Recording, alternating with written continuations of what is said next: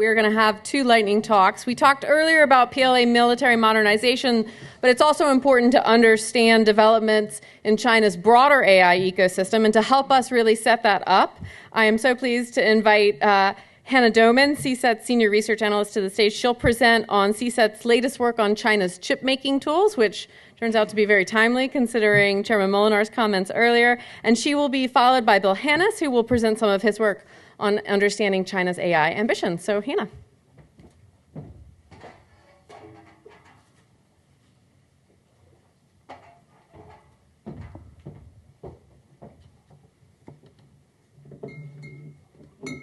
Awesome. Thank you so much, Emmy.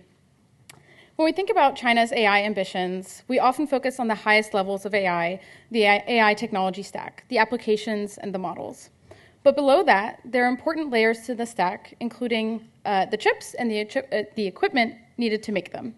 Today, I'll highlight CSET's research on China's progress in chip-making equipment and preview our research on China's AI chip design ecosystem.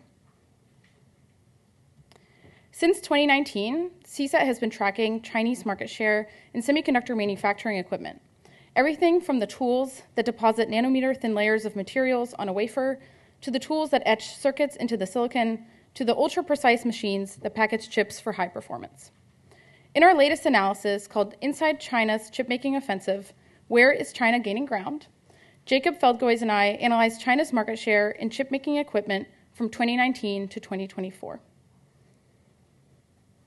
Here, this table shows market share change in percentage points by key countries in major tool categories from 2019 to 2024. The data demonstrate a clear pattern. China is making slow but steady progress in many tool categories.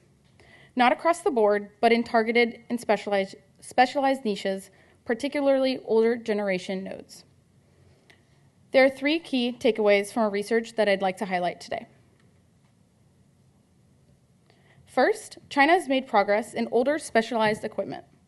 As you can see in the figure here, Chinese firms are steadily picking up market share and presenting themselves as emerging competitors in various tool categories, particularly in chemical, mechanical planarization, or CMP, where China has gained 8 percentage points in market share, as well as in deposition and etch and clean tools. Though US companies and allied companies' positions remain strong, if Beijing is able to capitalize on the progress they have made in just the last 5 years, the dominant market players may soon face stronger headwinds. Second, there's an interesting story in advanced packaging. Advanced packaging is where chip makers tightly integrate multiple chips, in part to squeeze performance out of chips without shrinking transistors. Advanced packaging, as opposed to conventional packaging techniques, relies heavily on specialized fabrication tools. Here, China's footprint has grown noticeably, which appears to be a strategic bet for China's advanced chip-making ambitions. Third, China has made no breakthrough in market share for lithography. Chinese firms held just 0.2% of the overall lithography market, and even in older generation lithography tools, China has less than 5% of the market share, suggesting the crown jewel of chip-making equipment remains out of reach. Of course, it's important to recognize that this analysis focuses on market share, and it does not capture the development of tools for a company's internal use. All in all, China's progress in semiconductor manufacturing equipment is uneven but deliberate. Incremental progress in many places, a standstill in others, and a clear push in areas they think can tilt the playing field. So while China is still far from catching up with foreign equipment firms, this progress brings China one step further to reducing its dependence on foreign suppliers. Even progress in older tools matter because they support less advanced chip production processes and mature node chips, which still power everything from cars to industrial AI. And progress in advanced packaging could help China extend the performance of chips made on older nodes, potentially offsetting some US export control effects. If you're interested in exploring the data yourselves, check out our interactive Chip Supply Chain Explorer by going to chipexplorer.eto.tech or scan the QR code here. This interactive tool is publicly accessible and breaks down market share by inputs, companies, and countries. This is particularly useful for learning about the supply chain, identifying market concentration, dependency relationships, and other structural features of the supply chain. Of course, the tools are just part of the story. In our upcoming work, we are focusing on the chips themselves. Based on CSET's collected dataset of over 600 Chinese AI chips designed by over 90 different Chinese entities, we'll be analyzing China's chip designers, how China's leading AI chips compare to US chips, and how Chinese designers are leveraging on-die memory, chiplets, analog or photonic designs, or RISC-V architectures. So keep an eye out for that research, which will be coming out next year.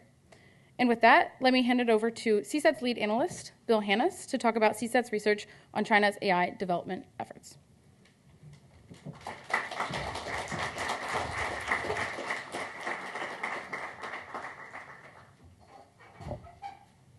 Thank you, Hannah. I have no slides. I'm trying to break the habit. I will give you today my team's understanding of China's understanding of and ambitions and approaches to artificial general intelligence, AGI. So myths and misinformation about China's quest for artificial general intelligence are as common as the misinformation generated by today's large generative models.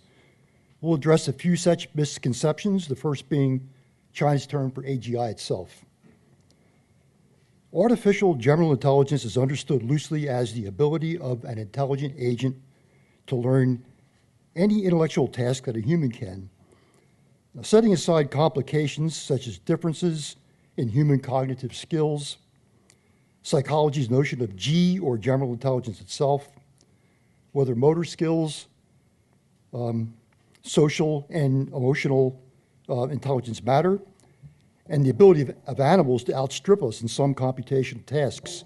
The concept itself and its associated term seem to be loosely, broadly understood. And what about the Chinese term? Ben Goertzel, an AGI proponent who spent years in China, is credited with popularizing the term AGI in the early 2000s.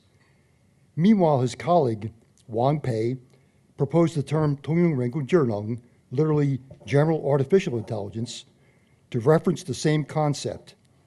Goertzel acknowledged later that he preferred the word order of Wang's term, but stuck with AGI because he felt the acronym GAI might be wrongly construed.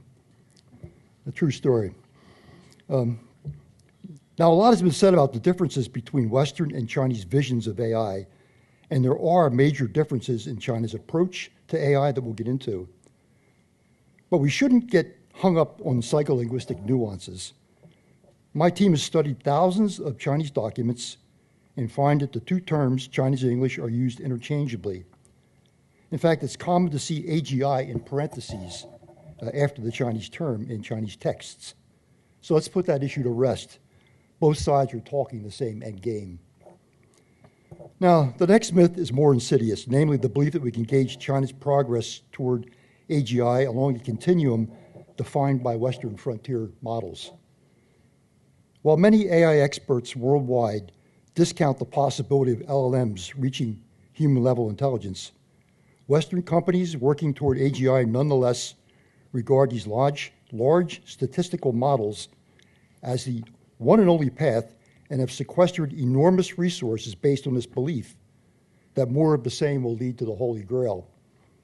China, for its part, does not see large statistical models as the only way to the Buddha.